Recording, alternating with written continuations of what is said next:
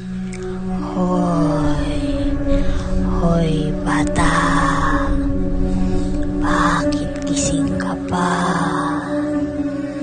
Anong oras na, bata? Puro ka cellphone. Hindi ka na kumakain sa oras. Hindi ka na marunong makinig. Gusto mo bang kunin kita?